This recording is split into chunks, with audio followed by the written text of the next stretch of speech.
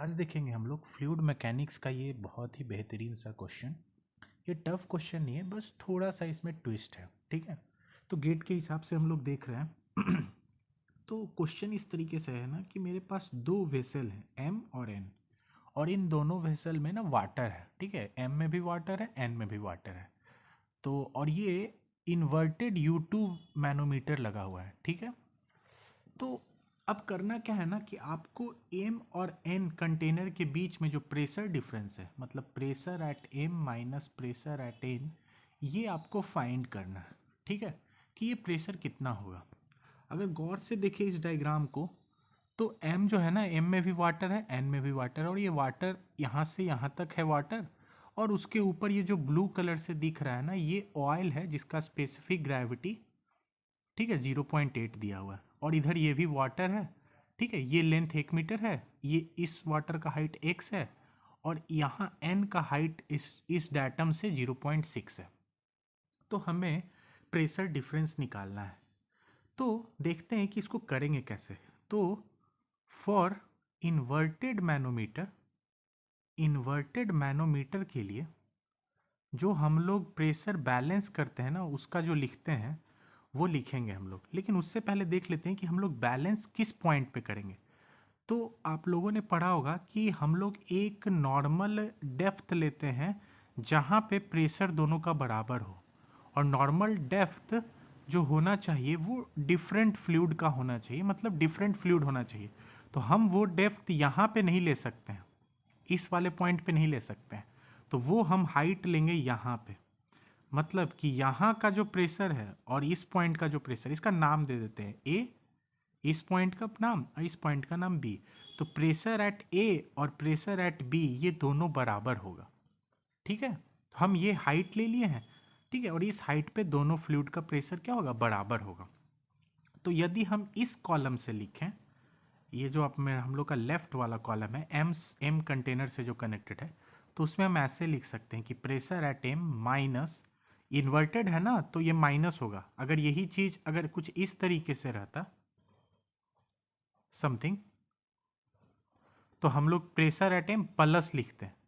ठीक है, U2 manometer इस तरीके का जो डिफरेंशियल मैनोमीटर रहता है। इन्वर्टेड में जब ऊपर जाते हैं तो माइनस लिखते हैं।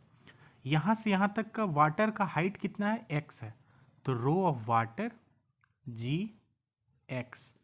और यहाँ से लेके यहाँ तक का ये जो हाइट है, ये कितना है, ये आपका ऑयल है। ठीक है, यहाँ से लेके यहाँ तक के हाइट को ऑयल है। ठीक है, ये ऑयल का जो हाइट है ना, ये पूरा 1 मीटर है।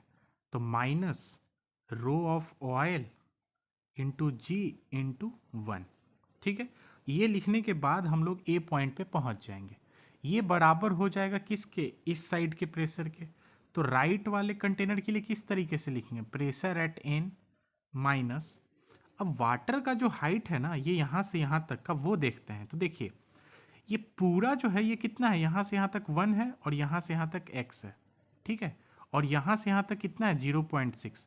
तो ये वाटर के हाइट को ना, ये पूरा 1 मीटर है, तो इस वाटर के हाइट को हम लोग कुछ इस तरीके से लिखेंगे, rho of water ji into 1+x, यानी 1+x पूरा ऐड करेंगे तो यहाँ तक आ जाएगा, और 0.6 माइनस कर देंगे।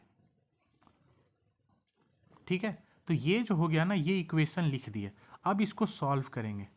तो pressure at M minus rho of water ji x minus oil g into 1 metre है प्रेशर एट एन, और इसको थोड़ा ब्रैकेट को हटाएंगे। तो rho of water ji into 1 minus rho of water ji x, और plus rho of water ji into 0.6। ये जो है ना, एक्स एक्स वाला टर्म मेरे पास कैंसल हो जाएगा।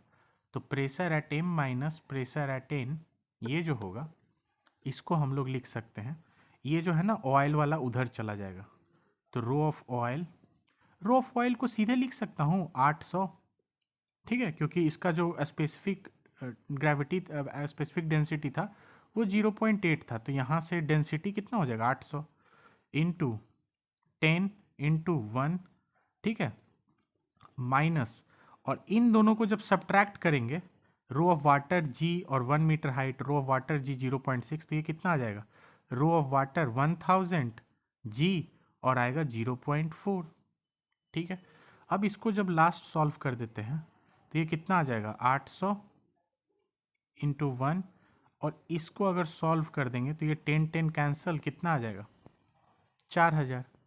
तो P M minus P N कितना हो जाएगा, ये हो जाएगा 8000, ये 4000, तो कितना आ गया 4000। तो 4000 ये अगर यूनिट देखें तो न्यूटन पर मीटर स्क्वायर आएगा, लेकिन अगर वाटर के हेड के टर्म में अगर निकालना हो तो वाटर के हेड के टर्म में कैसे आ जाएगा, इसको हम लोग रो जी से डिवाइड कर देंगे, रो ऑफ वाटर इंटू जी से। तो 4000 divided by 1000 density of water और जी का वैल्यू 10, ये कट गया और ये कितना आ जाएगा 0.4 मीटर ऑफ वाटर।